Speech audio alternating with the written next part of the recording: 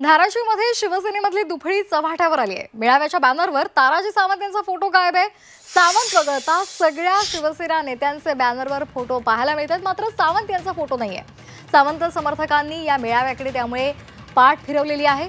धाराशिवमध्ये शिवसेनेच्या महिला मेळाव्याच्या बॅनरवर माजी आरोग्यमंत्री आणि आमदार ताराजी सावंत यांचा फोटो गायब आहे।